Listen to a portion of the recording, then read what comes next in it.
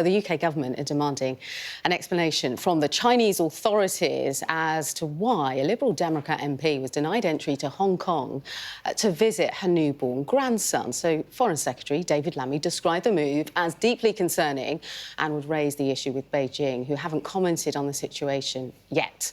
Well, Wera Hobhouse joins us now to discuss what happened. Wera, thank you for your time on Sky News Breakfast. What happened? Well, I came off my 13-hour flight.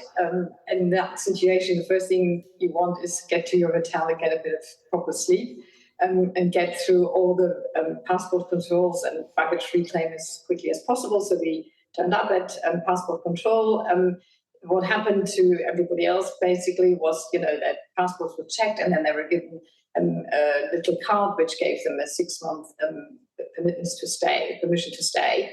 And when the official looked at my passport, there was a sort of hesitation, and she started to fill out a piece of paper, and then she looked at the screen again, and then I was asked to step aside. And my husband, who followed me, had the same process, that he got his visa very quickly, and he would have then gone through baggage reclaim, except he waited with me, and that was good because otherwise I wouldn't have seen him again for the next 10 days or whatever our stay was meant to be. And then I was led to an interview area, and there was a lot of waiting. There was a relatively short interview. At some point, I was then reunited with my luggage that was very carefully searched. And at the end of about 3 hours, my husband was told, although that was clear already, that he was free to go, but I was denied entry and I was going to go back on the next plane home. Were you given much of an explanation as to why you weren't being allowed in? No, indeed. And this is, of course, a very chilling thing. And I kept it quite well together for 3 hours, although we were getting more and more tired. But I was cooperative and friendly. I thought I would sort of be asked questions, but in the end, I thought the result would be allowed entry. But when this very stark no came, I sort of slightly lost it and said, why?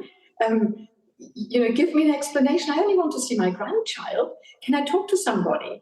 And they had this sort of complete sort of stony face, although they were friendly throughout, saying, "We are so sorry, madam. We understand." And I said, "What would you understand? Give me an explanation." "We are so sorry, madam. We understand." So they kept this very sort of rehearsed answer. No explanation was given to me ever. And this is, of course, what is so chilling. And should really be a wake-up call for any parliamentarian, because I had no warning that I was on a blacklist. A few years ago, there were 5 MPs and 2 peers who were actually told that they would not be allowed entry, but that a sort of hidden blacklist exists, and nobody knows why and for what reason then MPs are being denied entry. That is something that we really need to find out the reasons and get to the bottom of it. What do you think should happen next?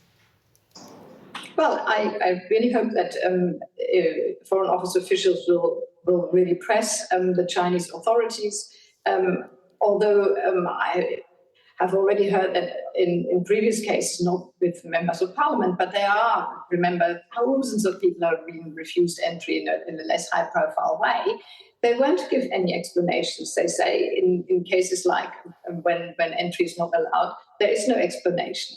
And therefore, hopefully we can, as the government can really push for an explanation. And then I would like to know whether there is such a blacklist and what is it that they don't like about me as a member of parliament. What's your hunch as to why this happened? Well, I'm a member of IPAC. IPAC is watching human rights adherence or not of the Chinese Communist Party. But I'm not more outspoken than other MPs about criticizing the Chinese Communist Party. And therefore, anybody who ultimately is seen as standing up for freedom, democracy, and human rights should feel that they are going to be targeted by the Chinese authorities. And that is really, really chilling.